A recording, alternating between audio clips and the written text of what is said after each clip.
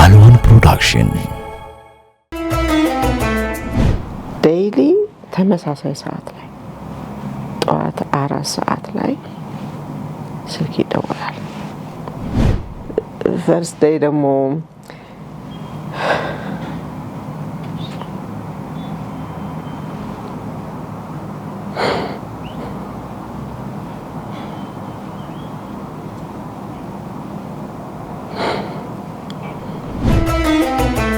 ፎዚዬ አሁን አየን እዛ ጋር የነበሩ የዶርሚተሪ ላይፎች ጫናዎች ትንሽ መሆናችሁ የነበረሽ ሰልክል ምንም ጠባብም ቢሆን ያለው የትምህርት ጫና ቢኖረው እሱን ህይወት ታልፎ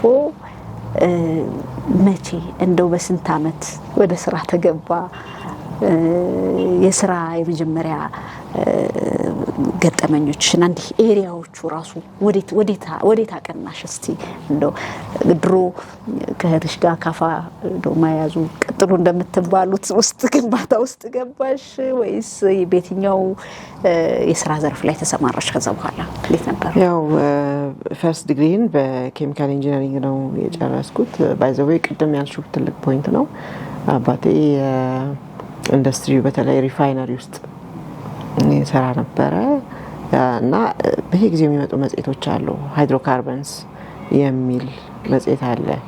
የፔትሮ ኬሚካሎች ከዛ ጋር ተያያዥ የሆኑ ማሽነሪዎች፣ ኬሚካሎች ኦር ኤኒ ቴክኖሎጂ እኛ ቤት አይጠፋም። ሃይድሮካርበንስ ሜጋዚንስ ማለት ነው። እና በጣም ተመስጦ ነው የሚያነበው፣ ይወደዋል አባቴ። እና ከዛ ጋር ተያይዞ ነው ኬሚካል ኢንጂነሪንግን እንዳቀው ያደረገኝ ማለት ነው። እና ዘርፈ ብዙ እንደሆነ ብዙ አይነት ዳይቨርሲፋይ ሊሆን የሚችል ሆነ በተለያየ መንገድ ያው ማስተርስ ሲሰራ ፉድ እና ኬሚካል ኢንጂነሪንግ ሩቅ ይመስላል፣ ግን ማስተርስ ሲሰሪ ወይ ፕሮሰስ ኢንጂነሪንግ፣ ኤንቫይሮንመንት ኢንጂነሪንግ፣ ፉድ ነበረ በወቅቱ። ሶ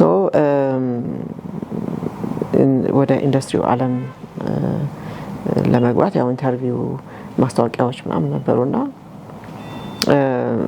እንግዲህ ስራ ከመግባት በፊት እኔ ስራ ልግባ እንጂ ነው አይደለ ከተመረቅሽ በኋላ። ግን እንደዛ አልነበረም ሳስብ የነበረው። ማለት ማንኛውም ስራ አልፈልግም ነበር። ማንኛውም ኢቭን ከፋክትሪ ቆዳ ፋብሪካ ሊሆን ይችላል፣ ፈርቲላይዘር ፋብሪካ ሊሆን ይችላል፣ የሆነ ሰልፈሪክ አሲድ ፋክትሪ ሊሆን ይችላል፣ ኮስቲክ ሶዳ ፋክትሪ ሊሆን ይችላል። ከሁሉም የህይወት አቅጣጫ አይው ነበረ ምንድነው መሆን ያለበት፣ ስለተገኘ ብቻ መከራ ያለበት የሚለውና ነገሮችን ቀስ ብዬ ማየት ፈልግ ነበር። ጓደኞቼ በጣም ብዙ ቦታ አፕላይ ያደርጉ ነበር። እንደዛ አልሞከርኩም እና እንዲያውም የሚያስበው አባቷ መስሪያ ቤት መግባት አስባለሁ ይሄን ያህል ኤፈርት ማታወጣውና ምን ይዛ ነው ምን አስባ ነው የተማመነችው ነገር ማለ እስኪሉ ድረስ ማለት ነው። ግን ከወጡት ማስታወቂያዎች ውስጥ በጣም ይሳበኝ ድሬዳዋ ፉድ ኮምፕሌክስ በወቅቱ ቬራ ፓስታ የሚባለው ፕሮዳክት ያመርት ነበር። የእሱ ማስታወቂያ ሳበኝ። እንዲሁ አላውቀውም፣ ግን ፉድ ነው የሚያመርተው። ምን አይነት ኢንቫይሮንመንት ሊሆን እንደሚችል ማለት ኬሚካል ፋክተሪ ከገባሽ በቃ አለው የራሱ ሩቅ ነው ያሰብኩት። በቃ ጤናዬንም ሊያውቅ ይችላል እንደዚህ ሁሉ ብዬ አስቤያለሁ። ለምን ውስጥ ነው የምትገቢ። በቃ ውስጥ 24 ሰዓት እዛ እስካለሽ ድረስ እዛ ላይ ነሽ። በሽፍትም ልትሰሪ ትችያለሽ፣ ለሊቱም ልትሰሪ ትችያለሽ። ዞሮ ድሬዳዋ ፉድ ኮምፕሌክስ ማስታወቂያ ሲያወጣ ተወሰኑ ሰዎች ሄደን አፕላይ ያደረግን። አንድ ሰው ነው የሚፈልጉት። ማስታወቂያ ወጥቶ እና ኢንተርቪው ሲደረግ ያው እንደዚህ ነው የምለብሰው። ሂጃቡ አባያ ነበረ። ኦልሞስት 4 years ላይ ሆኜ ነው አባያ ለበስኩት እና ፈሩኝ። ማለት እንደዚህ ሆነ እንዴት ፋብሪካ ውስጥ ሰራልሽ የሚል ነገር ያው ኢንተርቪው የሚያደርጉሽ ሰዎች ኃላፊዎች ናቸው። ግን ለሚጠይቁን ጥያቄ የምሰጠው መልስ ነው ያረካቸው። እንደዚህ ነው የሚገጥምሽ። ለምሳሌ ድሬዳዋ ነው የምትሄጂው፣ ከአዲስ አበባ ራቀ ነው፣ እንደ አዲስ አበባ ሁሉ ነገር የለም። ቻሌንጅ የሚያደርጉ ማለት አንቺን ሁለቴ ሶስቴ እንድታስብ የሚያደርጉ ጥያቄዎች ይጠይቅ ነበር። ይሄ ቴክኒካሉን ከጨረሰ በኋላ ማለት ነው። አዘ ኬሚካል ኢንጂነር ማወቅ ያለብኝና እነሱም እንደማወቅ የሚፈልጉትን ነገር ከጠየቁኝ በኋላ ይሄ ሌላው ኑሮውን ጥላን እንዳትሄድም ብለው ያስባሉ። ጥላን ትሄዳለች ካልተመቻት፣ ሴት ናት፣ ሙስሊም ናት፣ እንደዚህ ያለባበሷ እንደዚህ ሆኖ አትቆይም የሚል ስጋትም ይኖራል። እና ድሬዳዋ እንደዚህ ከአዲስ አበባ ይሄን ያህል ኪሎ ሜትር ሩቅ ነው ያለው፣ እንደዚህ ነው ሲጀምር ፋክትሪ ለመስራት ስታስቢ ከተማ ውስጥ አይደለም ያለውና ያን እናውቃለን። ለራስሽን አዘጋጅተሽ ነው ከከተማ ውጭ እንደምትወጪ አዘጋጅተሽ ነውና ይሄን እናውቃለሁ። ከተማ ውጭ ነው ላገኝ የምችለው ብዬ ነው የማምነው። ከዛ በተረፈ የሆነ ድሬዳዋ ስለሆንኩኝ የሆነ ማጣው ነገር የለም። ለኔ የተጻፈው ነገር አገኘዋለሁ። አዲስ አበባ ስለሆንኩኝ አላገኘውም። ለኔ የሆነ ነገር በቃ አለ እኔ ጋር ነው ያለው የሚል መልስ ነበር የሰጠሁት። ዱቄት ፋብሪካ አለው፣ ፓስታ ላይ በተለይ የሚቦን ነገር አለው። ሴቶች ደግሞ እንደዚህ አይወዱም።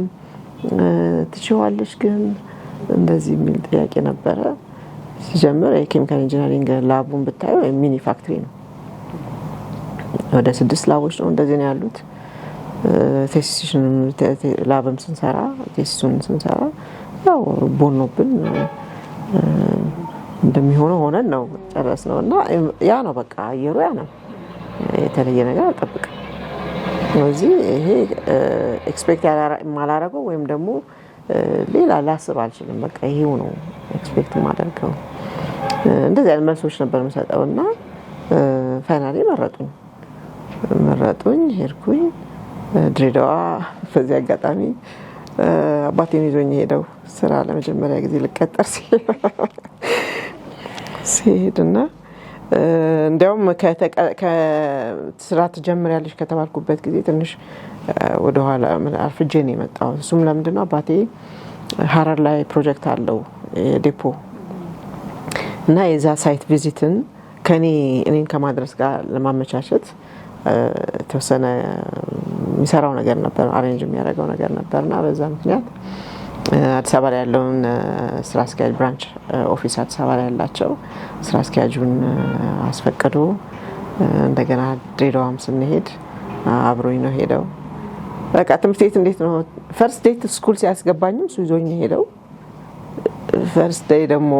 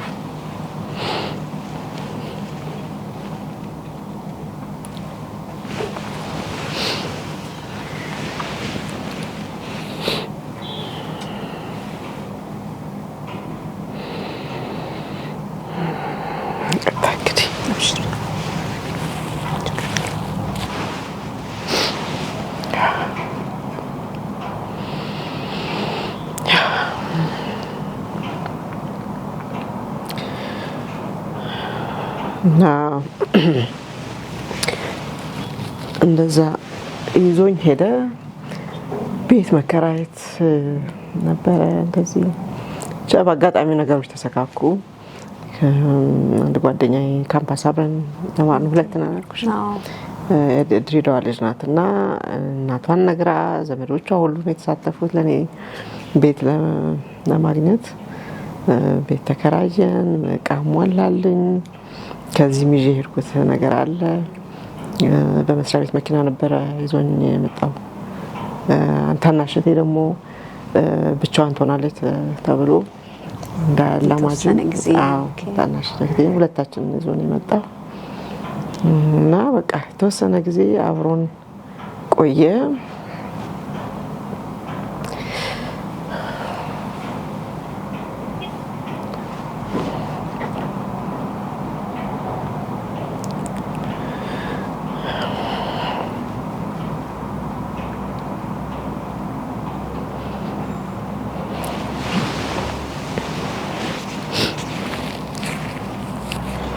እንትኑ ይገርመኛል።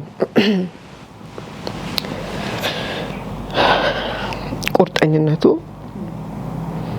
እስቢው እንዴት እንዳሳደገንና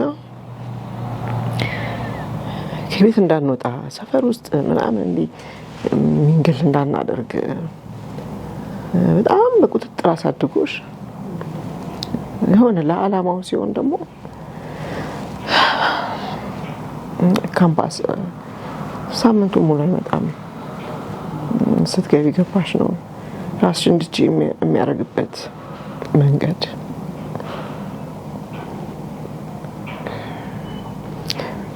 ድሬዳዋ ዘመድ የለም።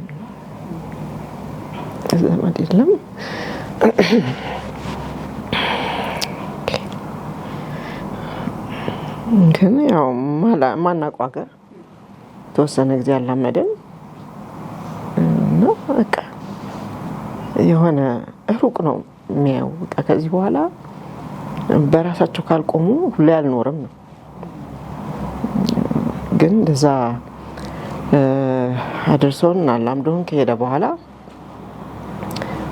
ምን አይነት ሰው ነው መሰለሽ? ዴይሊ ነው የሚደወለው። ዴይሊ ተመሳሳይ ሰዓት ላይ ጠዋት 4 ሰዓት ላይ ስልክ ይደወላል እስከ መጨረሻው። እኔ ጋር ብቻ አይደለም የሚደውለው፣ ሁላችንም። ታላቅ እህቴ ናዝሬት ነበረች፣ እሷ ጋር ይደውላል፣ እኔ ጋር ይደውላል። ዙሪያ ያለው በቃ ቤት ያለው መረጃ አንዳችን ስለ አንዳችን እንድናቅ ያደርጋል። በቃ መሀል ላይ ሊንክ አሁን እንድንሆን ስለ እህቴ በቂ መረጃ አለ፣ ስለኔ ሌሎቹ በቂ መረጃ አላቸው። ኤቭሪቲንግ አብረን ያለን እስከሚመስል ድረስ ዴይ ቱ ዴይ በቃ የሚደውለው ማለት ነው። ያ ስለ ስራ ጉዳይ እናወራለን። ቻሌንጅ ሲገጥመኝ እማክረዋለሁ። የኢንዱስትሪው ላይፍ ለሱ የኖረበት ከ3 ፊልድ በላይ ይዞ በጣም ብቻ አይቻልም፣ ከባድ ነው ምናምን የሚባሉ ቋንቋዎች እሱ ዲክሽነሪ ውስጥ የሉ። አንዳንድ ለስራ የሚያስፈልጉትን መሳሪያዎች ከውጭ ማስመጣት ከታሰበና ኤክስፔንሲቭ ከሆነ ራሱ ዲዛይን አድርጎ ራሱ አስበይዶ የእጅ ባለሙያዎችን ሊጠቀም ይችላል። ራሱ መበየድ ካለበት ራሱ ይበይዳል። ግን ይሄ ሲምፕል ማሽኖችን ይሰራል። ስራ ቦታም ቤት ውስጥ እንደዛ እንዲህ አይነት ሰው ነው እና በቃ ለዓላማው ሲሆን እኔን ማቆም ነው የፈለገው። ጥሎኝ ሄደ ወደ አዲስ አበባ ማለት ነው። እና እንዴት አይነት እንዲህ ስብስብ አድርጎ የሚይዛባት ሆኖ ሳለ ግን እዚህ ጋር በቃ እና ይሄ ነበር የምትቆሚበት ቦታ ላይ ጠንከር ብለሽ እንድትቆሚ ነው የሚፈልገው። በርትቶ ያበረታሻል። በቃ እንዴት ነው ኢግል እንዴት ነው ልጁ መብረር እንዳለበት ይለቅሽ ከቅርብ ርቀት ያይሻል። በጣም ቅርብ ነው፣ በጣም ቅርብ ነው። ሊንክድም ነው ኤቭሪ ስፔስ ካደግን በኋላ ደግሞ ያንቺ ስፔስ ውስጥ አይገባም። ከርቀት ያይሻል፣ ጠይቅሻል፣ ቻሌንጅ ያደርግሻል። እንዴት ነው የወሰንሽው? በተለይ ፐርሰናል የሆነ ህይወት ውስጥ ልትገቢ ስትይ በተለይ አቋምሽን በጥያቄ መልክ ያነሳዋል። ምን እያሰብሽ ነው ይሻል ያ ነው። እና ያው ከዛ በኋላ ያው ድሬዳዋ መኖር ተጀመረ ማለት ነው። ኦልሞስት የመጀመሪያ የስራ ዓለም የመጀመሪያዎቹ 5 ዓመታት ድሬዳዋ ፉድ ኮምፕሌክስ ውስጥ ነው የገባሁት። ጁኒየር ቴክኖሎጂስት ሆኜ ነበር የተቀጠርኩት። ከጁኒየር ቴክኖሎጂስትነት ኳሊቲ ኮንትሮል ማኔጀር ኦልሞስት በአመቱ እንደዛ ገባሁኝ። ከዛ እዛ ውስጥ በመቆየት ውስጥ ፓራሊ ፕሮዳክሽን ላይ ደግሞ ምንድነው የሚባለው ተተኪ ኃላፊዎቹ በሌሉ ጊዜ ተተኪ ሆኜ የተወሰነ ጊዜ ሰራው። ከዛ ፉል ፕሮዳክሽን ዲቪዥን ማናጀር ሆኜ እስከምወጣበት ጊዜ ድረስ ሰርቻለሁ በኢንዱስትሪው ዓለም ላይ። በኢንዱስትሪው ዓለም ላይ አባቴ የኔ ኃላፊነት አይደለም ምናምን አይገባኝም እነሱ ናቸው ምናምን የሚል ታሪክ ከዚህ ውስጥ እንዲጠራርጎ ነው አውጥቶ የጣለብኝና ሁል ጊዜ ቴክ ሪስፖንሲቢሊቲ ነው። ስለዚህ ጁኒየር ቴክኖሎጂስት ሆኜ የማላቀው ቦታ መኖር የለበትም። ግቢ ውስጥ ዱቄት ፋብሪካ አለ፣ ፓስታ እና መኮሮኒ ፋብሪካ አለ፣ ብስኩት ፋብሪካ አለ እዛው ግቢ ውስጥ ማለት ነው። እንደገና ለፋብሪካዎቹ መጋቢ ሆኑ የሙቋ የቀዝቃዛ ውሃ የንፋስ መስመር ምናምን የሚመረትባቸው ዩቲሊቲ የሚባል ዲፓርትመንት አለ። በቃ እያንዳንዷ ወደ ፋብሪካ የምትመጣ ግብአት ከየት ነው የምትነሳው? ውሃው ከጉድጓድ ነው የሚወጣው? በምን አይነት ፕሮሰስ ውስጥ አልፎ ነው ምርት ክፍል የሚመጣው? በቃ ቸክዬ ነው ማጠናው። ሙሉ ኃላፊነት የለኝም እዛ ቦታ ላይ ግን በቃ the whole ፕሮሰሱን ማለት ነው። በሌአውቱን ራሱ በጄ ሌአውቱን ሰራ ነበር፣ ስኬች አደረግ ነበር the whole ሴትአፑን ማለት ነው። እና በደንብ በቃ መነካካት ከዛ ነገር ጋር በማንበብ ብቻ ሳይሆን እንዴት እንደተያያዙ ማሽነሪዎቹ የትኛው መስመር ወደ የትኛው አቅጣጫ እንደሚሄድ ወደ ፓስታ መኮሮኒ ክፍሎች ወደ ብስኩት ክፍል እንዴት ነው የተያያዙት የሚለውን ነገር ትልል ነበረ። ከዛ በተረፈ ባለሁበት የስራ ኃላፊነት ላይ ፕሮሰሱን ራሱ ወርክ ኢንስትራክሽን የምርት የኢንተርሚዲየት ፕሮሰሶች ፕሮዳክቶች ወይም ደግሞ የጥሬ ዕቃን ጨምሮ ስፔሲፊኬሽን ማዘጋጀት እያንዳንዱ የሚገባው ግብአት ምንድነው ይዘቱ የሚለውን የድርጅቱን የፓኪንግ ማቴሪያል ካታሎግ ማዘጋጀት ማንም ብሎኝ አይደለም። በቃ ይሄ ይፈልጋል በሚል ማለት ነው። ማስታውሰው ዲፓርትመንት ኃላፊው ሁልጊዜ ይሄ ካርቶን በጣም ይጠቀማል፣ ያው ማሸጊያ ካርቶኖች ድርጅቱ ማለት ነውና ካርቶን ፋብሪካ ለማዘዝ ተወሰነች ጥቂት ሚሊሜትር ዲፍረንስ ያ ሁሉ ካርቶን ላትጠቀም ትችላለሽ እና ለማዘዝ ሁሌ አክቹዋል ቦታው ላይ ተመቶ ይለካል። እና እኔ ኳሊቲ ኮንትሮል እያለሁኝ ይመጣል ፎዚያስ ካርቶን ላዝ ነው እኔ እንለካ ካርቶኖች መኮሮኒ ሊሆን ይችላል፣ ፓስታ ሊሆን ይችላል፣ ብስኩት ሊሆን ይችላል፣ ሁሌ ይለካል። ዋይ ለምን ሁሌ ይለካ? እዚህ ያንዳንዱን የምርት አይነት በጣም ቫራይቲ ኦፍ ካርቶኖች ናቸው ያሉት። ከማሸጊያ ላስቲኮች አንስቶ በቃ ልቅም ተደርጎ ካታሎጉን ነው ያዘጋጁት። ያን ካታሎግ ሳስጋጁ ምርት ወለል መምጣት የለበትም፣ አጠገቡ ነው አለበት። ያንን ፎቶኮፒ አድርገው ወይ ፋክስ ማድረግ ነው ለካርቶን ፋብሪካዎች። ኦርደር በመጣ ቁጥር ካርቶኑን እስካልቀየርሽው ድረስ ዋይ ለምንድን ነው የምንቀይረው እንለካው? ይሄ ነው። ሌላው የክሊኒንግ ኤንድ ሳኒቴሽን ኢንስትራክሽንስ የፉድ ፋክተሪ እንደመሆኑ ሳኒቴሽን በጣም የሚፈልግ ነው። ሶ ማሽነሪዎቹ እንዴት ነው የሚጸዱት? በምንድን ነው የሚጸዱት? በማን ነው የሚጸዱት? መቼ ነው የሚጸዱት? የክሊኒንግ ኤንድ ሳኒቴሽን ኢንስትራክሽን ለእያንዳንዱ ማሽን ማለት ነው ያን የሚገልጽ ካታሎግ ትልቅ ዶክመንት ነው። እሱን ያዘጋጀሁት ማሽን ተነስቶ እስከሚጠፋ ባለ ጊዜ ውስጥ ማሽኑ እንዴት ነው የሚነሳው፣ እንዴት ነው የሚቆመው፣ ለሆል ሲስተሙ ማለት ነው። የፋብሪካው ሂውጅ ናቸው። በቃ ያሉን ትልልቅ ፉርጎ የተቀጣጠለ የሚመስልሽ የፓስታ ፋብሪካ እና የማካሮኒ ፋብሪካው ያ ሰው ባይኖር አንድ ሰው ማኑዋሉን አንብቦ ማሽን ማስነሳት አለበት።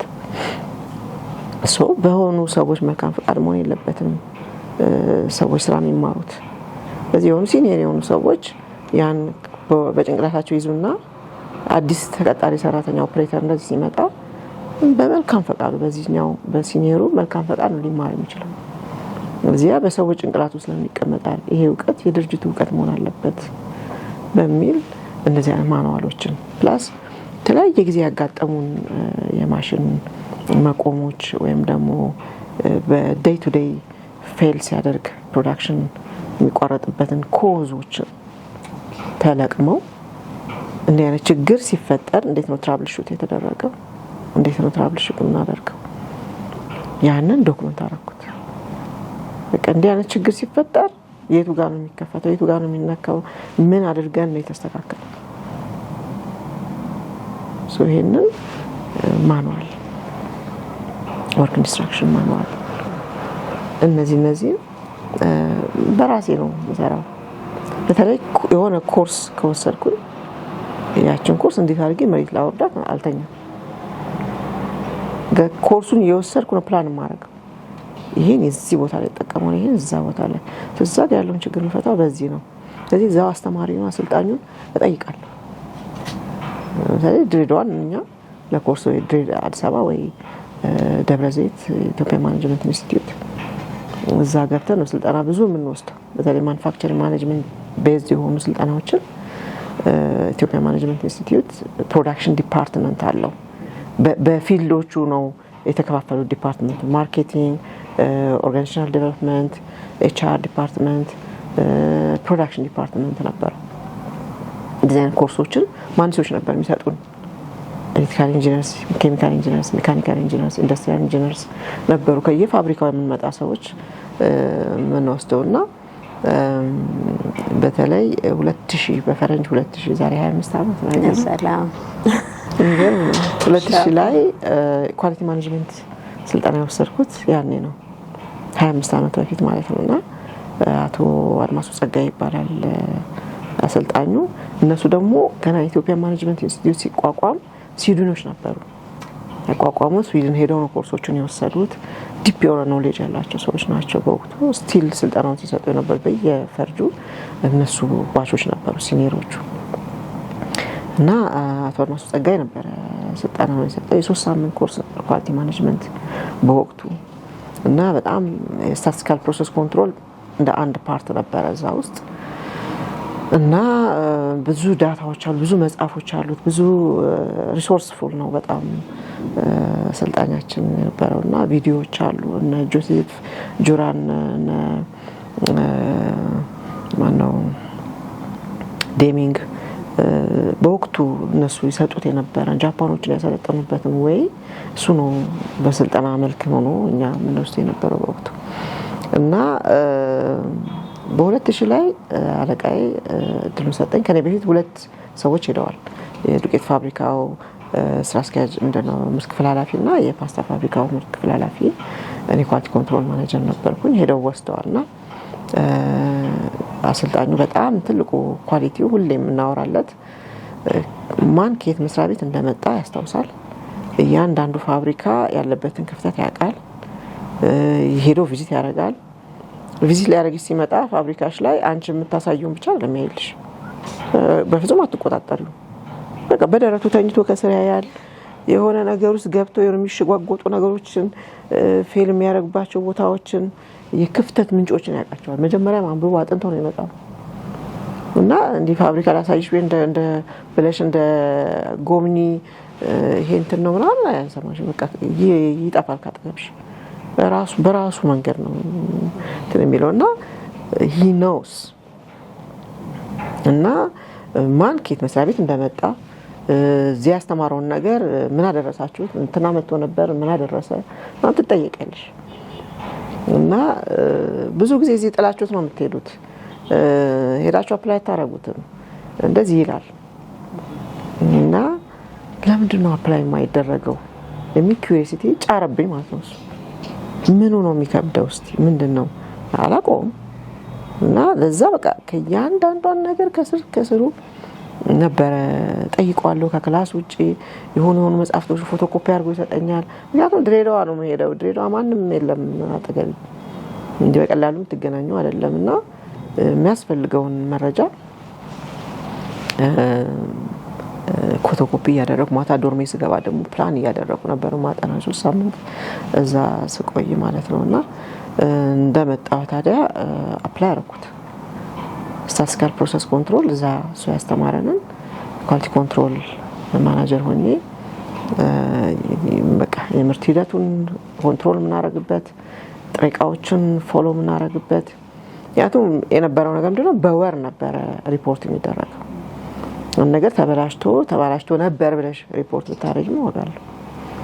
ኢሚዲየትሊ አመራር ላይ ያለው አካል ውሳኔ መስጠት በሚችልበት መልኩ ያንቺ ግብአት ኳሊቲ ኮንትሮል መነጽር አይን ማለት ነው። እዚህ ያየሽውን ነገር ወር መጨረሻ ላይ ተረት ብታወሪው ነው አይደል? ስለዚህ ስታቲስቲካል ፕሮሰስ ኮንትሮልን ግን የላብ ልጆችን አሰለጠንኩኝ። ምን ማለት እንደሆነ እየሄድንበት ያለው ነገር ዲፓርትመንቱ ስራው ምን እንደሆነ የነሱ ሮል ምን እንደሆነ ዋጋቸው ምን እንደሆነ ማስተማር ነበረብኝ። ያንን በደንብ ካሳያስኳቸው በኋላ ዴይሊ የሚለኩ ልኬቶች አሉ። ምርቱ ኦን ፕሮሰስ ኢንተርሚዲየት ፕሮዳክቶች ላይ ቼክ እናደርጋቸው።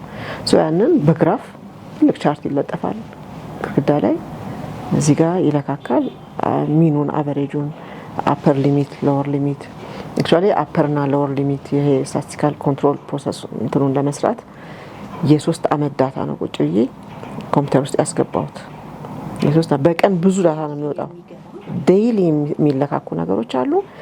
በቀን በጣም ብዙ ሺት ነው የሚወጣው። ፎልደር ውስጥ ታስገቢያለሽ። ፎልደሩ ሲሞላ ታወጭና በካርቶን ውስጥ ታስገቢያለሽ። ፎልደር ሲሞላ ማት ካርቶን አለ፣ ግን ሮ ዳታ ነው፣ ኢንፎርሜሽን አይደለም። ስለዚህ ወደ ኢንፎርሜሽንነት ለመለወጥ ያ ስታቲስቲካል ፕሮሰስ ኮንትሮል የተማርኩት ኳሊቲ ኮንትሮል ኳሊቲ ማኔጅመንት ስወስድ በጣም ረድቶኛል። ስለዚህ ምንድነው የ3 አመት ዳታ ድርጅቱን ለማንበብ ማለት ነው ያለፈበትን ለማንበብ አስገባው ኮምፒውተር ውስጥ። ኮንትሮል ሊሚቶችን ለየኋቸው ማለት ነው። ሚኒመም ዌት ነው፣ ማክሲመም ዌት ነው፣ አቨሬጅ ዌት ነው፣ ሚኑን ያንን ሴት አረኩላቸው ልጆቹ። ቻርት ይለጠፋሉ። ሲሞላ በየሳምንቱ ተነጠና ዶክመንት አረጋግጥ። እሱ ግን ከዛ ተነስተሽ ልክ ትሬንድ ሲያሳይሽ ግራፉ ይሄ በኮምፒውተር የሚሰራ ነገር ከሆነ አሁን ቴክኖሎጂ ምናምን ኦንላይን ኮምፒውተራይዝ ከሆነ የሚሰራልሽ ነው። ያኔ ማኑዋሊ ነበር የምንሰራው ያለ። ስለዚህ ግራፉ መውረድ ሲጀምር አላርም ታሰሚያለሽ ማለት ነው። ወዲያው ሪፖርት ምናምን በጣም ትልልቅ ውሳኔዎች ተወስነዋል በስታቲስቲካል ፕሮሰስ ኮንትሮል በመጠቀማችን ማለት ነው። ስራ አስኪያጁ በጣም ትልልቅ ውሳኔዎች የሀገር ውስጥ እንደ ኳሊቲው የሆነ እንደሚባል ኢሊኖ የአየር ለውጥ በመጣ ጊዜ ይሄ በቆልት በጣም መምጣት ጀምሮ ኢምፒሪቲ ኮንቴንት በጣም ሲጨምር ሞይስቸር ኮንቴንቱ በጣም ትልቅ ኢንዲኬተር ነው። ፓስታውንም ዱቄቱንም ብስኩቱን ሁሉ የሚያበላሽ ነገር ነው። ሽታ ሁሉ ያመጣል። ስለዚህ ደሆል የሀገር ውስጥ እንትን ያ ምልክት ሲያሳይ በዛ ትሬንድ የታወቀው ኢሚዲየትሊ አስቆሙ። ከውጭ ስለማምጣት የታሰበበት ጊዜ ነበር። የአውስትራሊያ ስንዴ ማለት ነው ተመረጡት ማለት ነው። በነፃ ሲስተሙን ለመዘርጋት እድል ያገኙ ድርጅቶች እና በአንደኛ ደረጃ የተመረጠ ድሬሻ ፉድ ኮምፕሌክስ ነበር በወቅቱ። እንዲመረጥ ያስቻሉ ደግሞ እነዛ ዶክመንቶች መኖራቸው ነው። ትልቅ ባለውለታዬ ነው። በቃ እኔ ስለ ስራ አይኔ የተገለጠልኝ በዛ ኮርስ ነው እና አረሰው። በቃ ልተካኝ የምትችል አንዲት ልጅ ናት። ሴት ናት፣ ሙስሊም ናት፣ የሸፈን ናት፣ ትንሽ ናት። እንግዲህ ትልቅ ሰው ነው። ሄድበት የለኝም። ልብስ ማጠብ ከሆነ ልብስ አጥባለሁ፣ ምግብ ሰራ ከሆነ ምግብ ሰራለሁ። ከመግሪብ በፊት ማለቅ አለበት። ከመግሪብ በኋላ ምንም አይነት እንደዚህ አይነት መንጎዳጎዶች አይመቹኝም። 12 ሰዓት በር ይንኳኳ። ኤርጎኖሚካሊ ማይመች እንቅስቃሴ ያደረጉ የሁሉ ሰዓት ይቆያሉ። ሰዎች ሴት እንደዚህ ሆና መስራት የለባትም። ያጎነበሰች እያነሳች እንደገና ተጣመሽ ሁሌ ተጣመሽ የሆነ ነገር ማንሳት ሰው እንዴት ማቀልላቸው